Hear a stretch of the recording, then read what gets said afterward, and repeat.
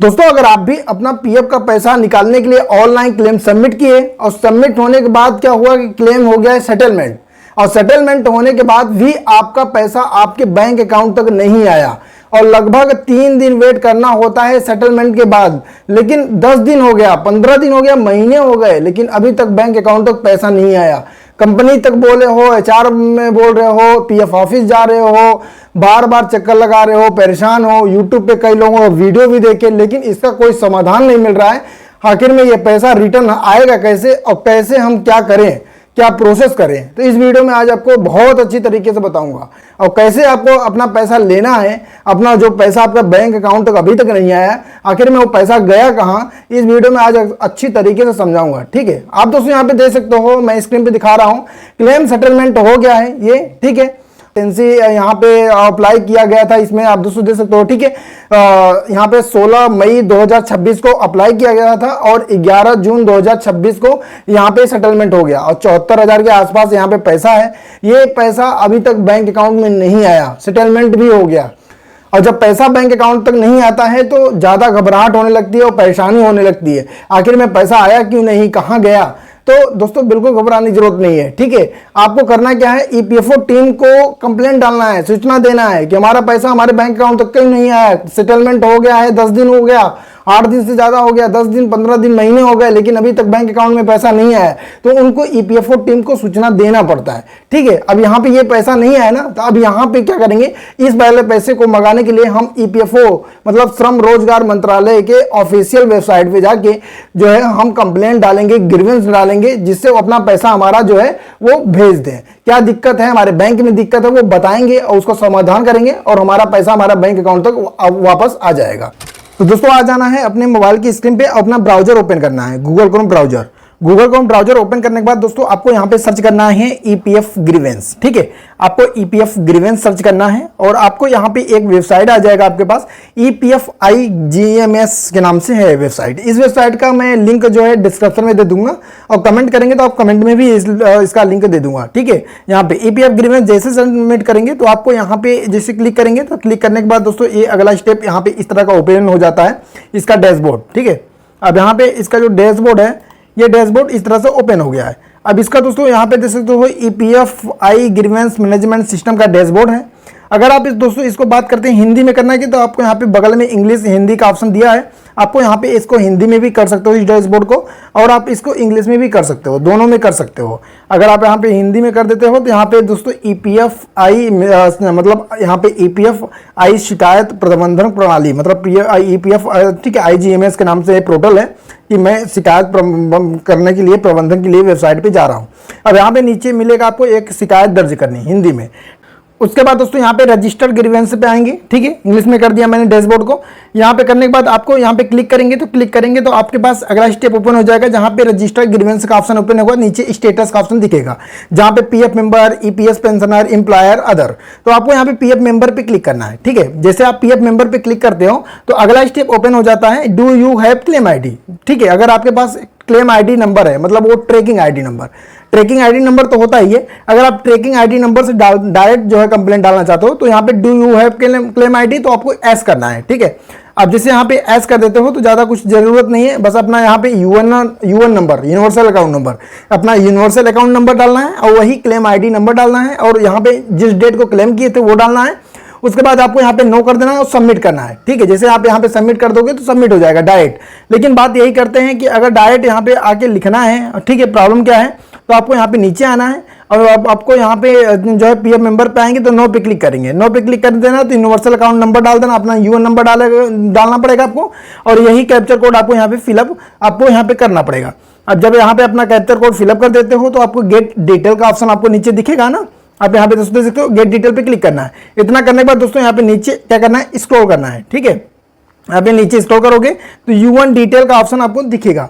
अब जहां पे U1 डिटेल का ऑप्शन दिखेगा तो आपको एक ऑप्शन दिखेगा यूनिवर्सल अकाउंट नंबर, आपको गेट ओटीपी पे क्लिक करना है। तो ओटीपी के यहाँ पे आपको ऑप्शन दिखेगा वो mobile number in email ID address verification, जहां पे अब आपको मोबाइल नंबर पे एक ओटीपी जनरेट हो जाएगी, तो वही ओटीपी आपको यहाँ पे डाल के और सबमिट करना है। ठीक है, यहाँ पे OTP सबमिट कर देंगे। जैसे OTP आप यहाँ पे डाल के सबमिट कर देते हो तो नीचे एक ऑप्शन और ओपन हो जाता है, जहाँ पे आपको एक ऑप्शन दिखने को मिलेगा पर्सनल डिटेल्स का।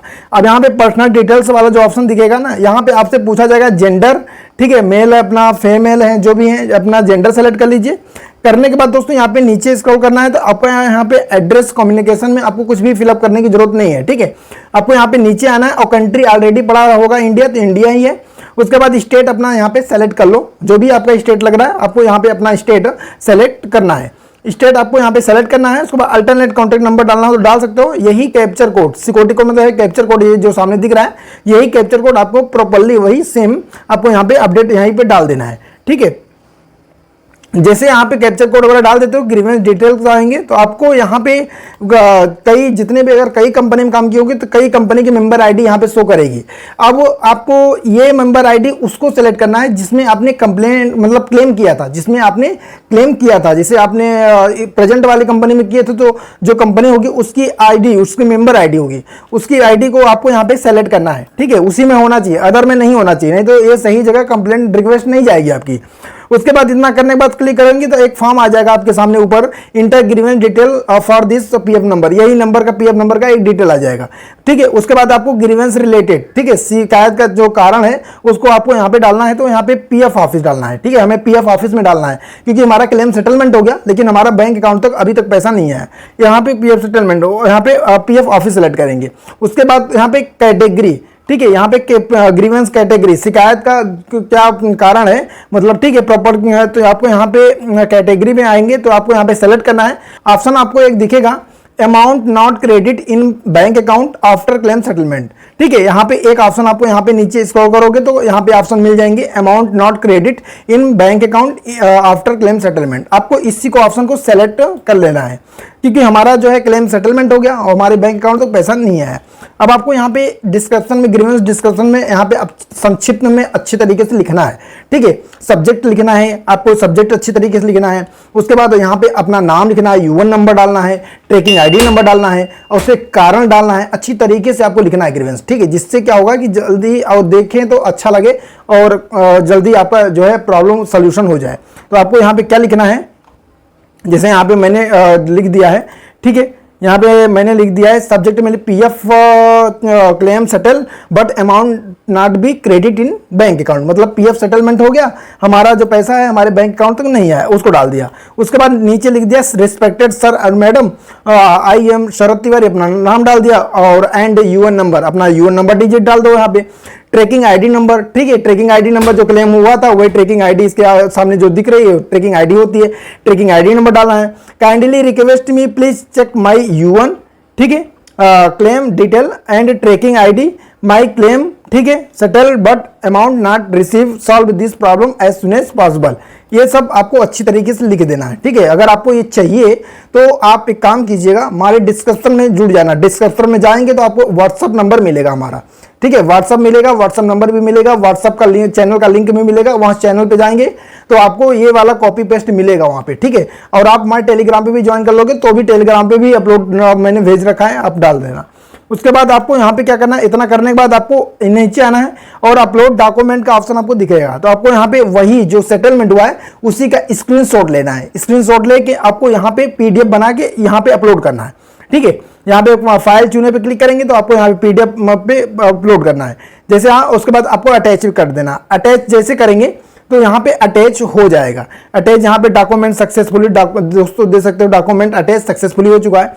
अब आपको ऐड का ऑप्शन आपको दिखेगा, अब आपको यहाँ पे ऐड कर देना है। जैसे ऐड कर देंगे तो आपको यहाँ पे नीचे आएंगे तो सेलेक्ट पीएफ नंबर हो गया, ग्रीवेंस शिकायत का है। अब आपको यहाँ पे कुछ नहीं करना है, आपको सीधे सबमिट कर देना है। जैसे दोस्तों आप यहाँ पे सबमिट कर देते हो तो आपके पास इस तरह का रजिस्ट्रेशन नंबर, ग्रीवेंस नंबर, शिकायत नंबर मिल जाएगा।